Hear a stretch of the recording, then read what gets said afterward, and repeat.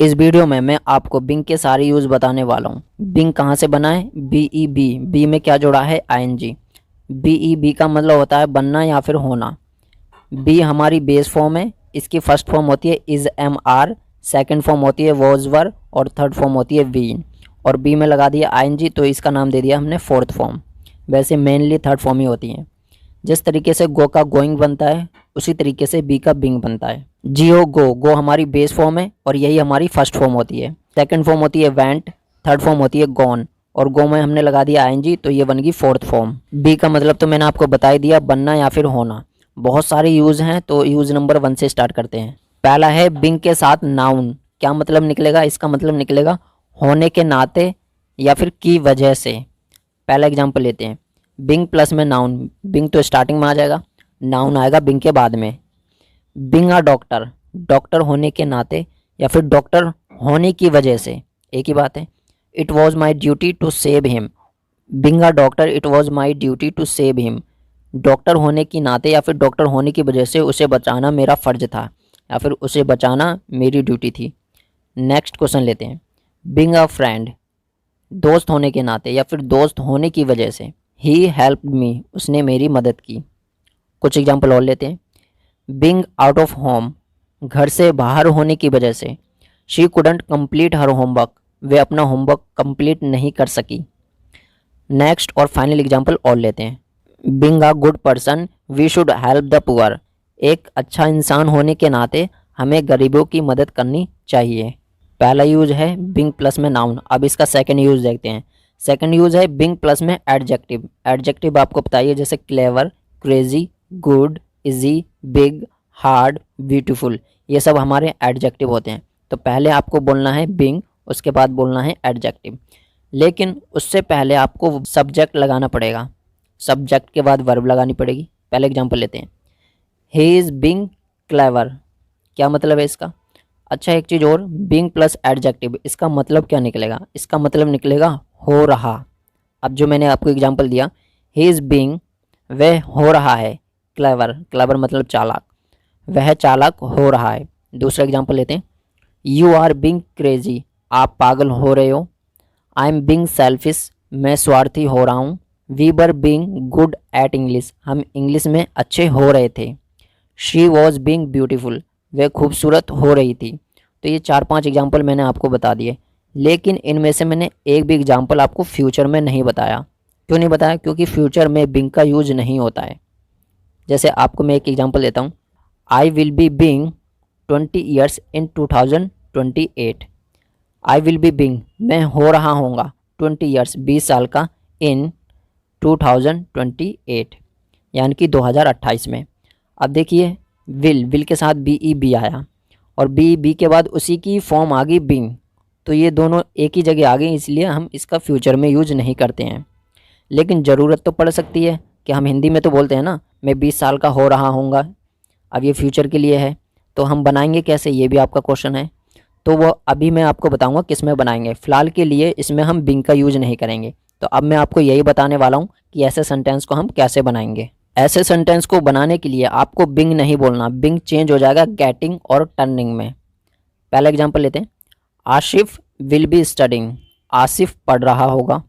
दूसरा एग्जांपल लेते हैं, Asif will be being angry for money, Asif गुस्सा कर रहा होगा किसके बारे में? फॉर मनी, पैसों के लिए। आसिफ जो है वो गुस्सा हो रहा होगा पैसों के लिए। तो ये सेंटेंस गलत है। गलत क्यों है? क्योंकि देखिए विल के बाद बी ई बी आया और बी ई बी के ही बाद उसकी फॉर्म बिंग आ गई, बी में आईएनजी, तो इसलिए इसका यूज हम फ्यूचर में करते नहीं है।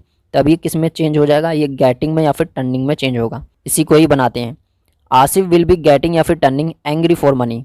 गेटिंग का यूज कीजिए या फिर टर्निंग का यूज कीजिए, दोनों में से कोई सा भी आप यूज कर लेना है, दोनों ही राइट हैं। एक दो एग्जाम्पल और लेते हैं, she will be getting nervous, वह नर्वस हो रही होगी, या फिर she will be turning nervous, वह नर्वस हो रही होगी। गेटिंग का यूज कर लो या फिर टर्निंग का यूज कर लो, लेकिन बिंग का यूज नहीं होगा, ठीक है। Vinay will be getting crazy for meeting me, Vinay मुझसे मिलने के लिए पागल हो रहा होगा। तो यहाँ पर मैंने गेटिंग का यूज कर लिया। आप चाहें तो गेटिंग का यूज कीजिए या फिर टर्निंग का, दोनों ही राइट है, लेकिन बिंग का यूज नहीं करना। और एक चीज़ आपको और बता दूँ, हर किसी का पैसिव वॉइस बनता है, आपको पता है, लेकिन फ्यूचर जो कंटिन्यू होता है ना, फ्यूचर कंटिन्यू, उसका पैसिव वॉइस नहीं बनता। क्यों नहीं बनता? क्योंकि इसमें बी ई बी आता है और बी ई बी के बाद बिंग का यूज होगा नहीं, तो इसीलिए ही हम उसका पैसिव वॉइस नहीं बनाते। बट इसका मतलब ये तो नहीं हिंदी में बोलने में यूज ही नहीं होता, होता है। तो इसलिए जहाँ पर आपको बिंग लगे वहाँ पर गेटिंग या टर्निंग में आपको उसको चेंज कर देना है। किस में? फ्यूचर कंटिन्यू में। मैं आपको फ्यूचर कंटिन्यू का पैसिव वॉइस का एक एग्जांपल देता हूँ। I will be getting cold, मुझे बुलाया जा रहा होगा।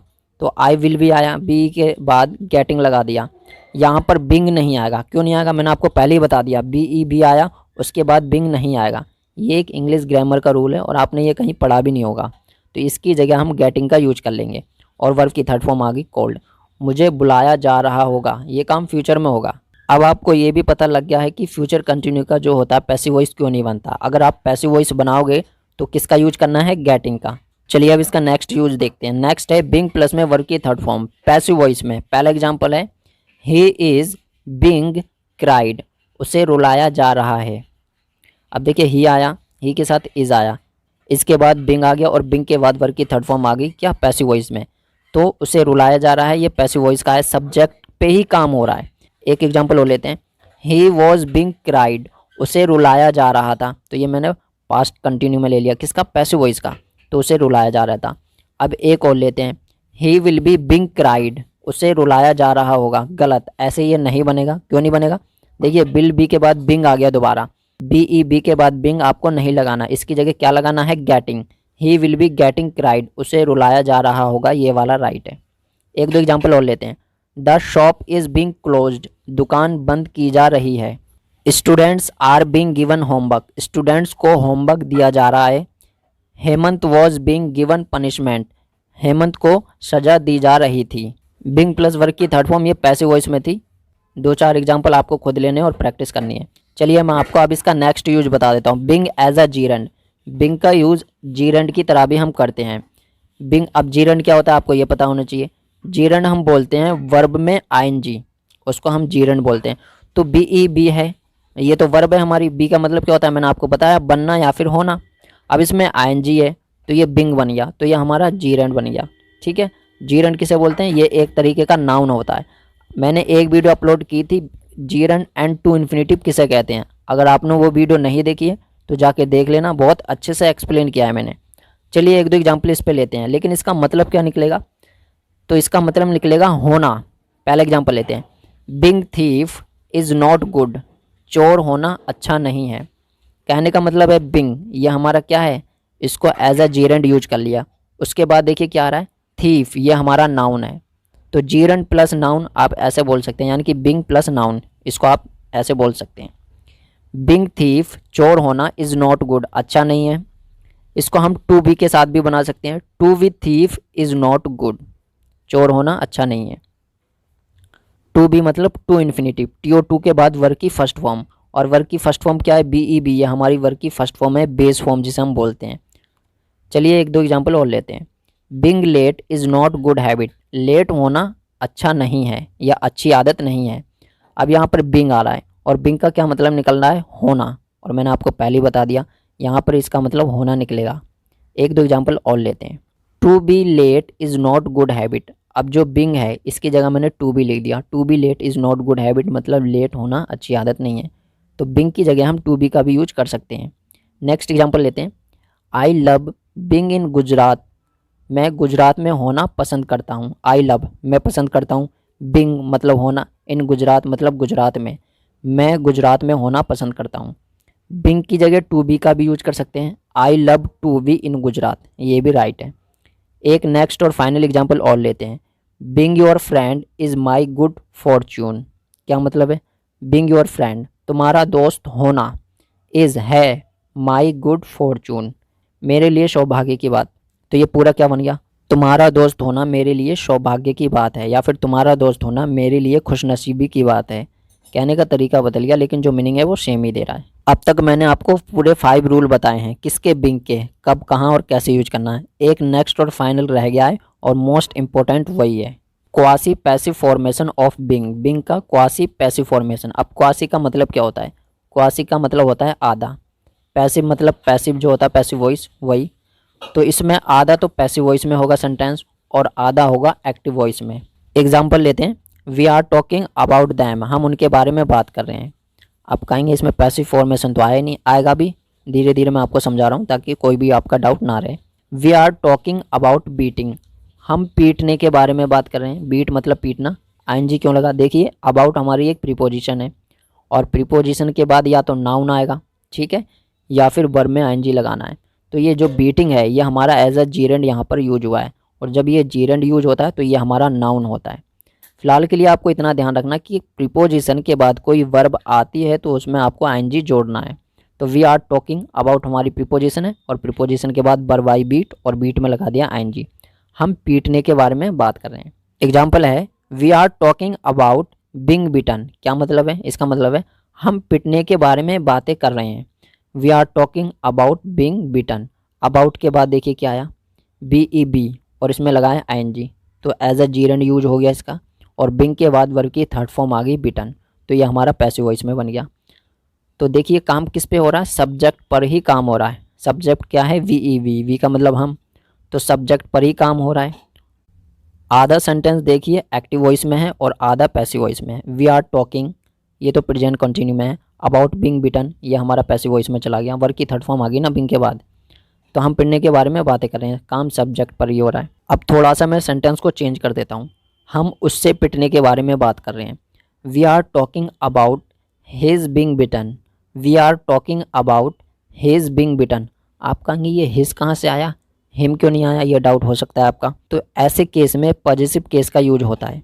कभी भी ऐसे सेंटेंस आपको दिख जाए तो आपको ऑब्जेक्ट का यूज नहीं करना, पॉजिटिव केस का यूज करना है, इसलिए यहाँ पर हिज आया।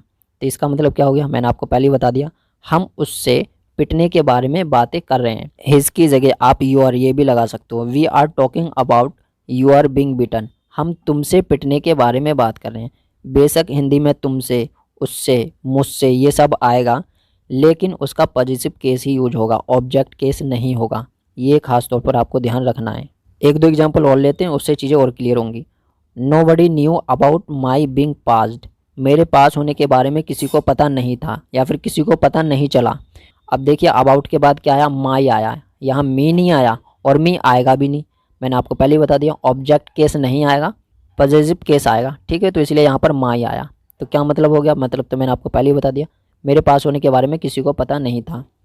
एक दो एग्जाम्पल और लेते हैं। He was scared of being failed, इसका क्या मतलब है? इसका मतलब है वह फेल हो जाने के डर से डरा हुआ था। ही वॉज स्केर्ड, वह डरा हुआ था, और स्केयर के साथ हमेशा ऑफ, ये फिक्स है, ये प्रीपोजिशन यही लगेगी। अब ऑफ ये हमारी प्रीपोजिशन है, और इसीलिए BEB के साथ आईएनजी बिंग आ गया, और बिंग के बाद यहाँ पर थर्ड फॉर्म है फेल्ड, तो ये हमारा पैसिव वॉइस में है, ठीक है। जैसे छोटा सा एग्जांपल लेता हूँ मैं आपके लिए। ही वॉज स्केर्ड, वह डरा हुआ था, ऑफ अस, हमसे। तो अब ये मत समझिए हमसे से के लिए यहाँ फ्रॉम आएगा या विद आएगा, नहीं, स्केयर के साथ OF ऑफ ये फिक्स है। नेक्स्ट एग्जांपल देता हूँ। He was scared of me, वह मुझसे डरा हुआ था। He is scared of you, वह आपसे डरा हुआ है। अब वापस उसी पे चलते हैं। He was scared of being failed. इसका नेक्स्ट और फाइनल एग्जांपल और लेते हैं। Rahul told me about being given a gift by your parents, Rahul ने मुझे तुम्हारे माता पिता के द्वारा दिए जाने वाले गिफ्ट के बारे में बताया। अब यहाँ कहीं पर भी जो जैसे कि ये बिंग आया इंग्लिश में, अब इसका मतलब कहीं पर भी हिंदी में होना नहीं निकला। राहुल टोल्ड मी ये तो एक्टिव वॉइस में हो गया, अबाउट हमारी प्रीपोजिशन होगी, बिंग जीरेंड की तरह यूज हुआ है, गिवन हमारी थर्ड फॉर्म आ गई, तो ये पैसिव वॉइस में आ गया। A gift, a gift by your parents, आपके पेरेंट्स के द्वारा राहुल को दिया गया, और राहुल ने किसे बताया? मुझे। राहुल टोल्ड मी, राहुल ने मुझे बताया। तो ये कुछ यूजेस थे किसके? बिंग के, इंपॉर्टेंट हैं, डेली लाइफ में इनका यूज होता है। 4-5 एग्जाम्पल आपको हर टॉपिक पे लेने हैं। मैंने आपको टोटल 5 या 6 इसके यूज बताए हैं। हर किसी पे आपको 3-4 या 4-5 एग्जाम्पल लेने हैं और करनी है इनकी प्रैक्टिस। तो मिलते हैं किसी नेक्स्ट वीडियो में, जब तक के लिए गुड बाय।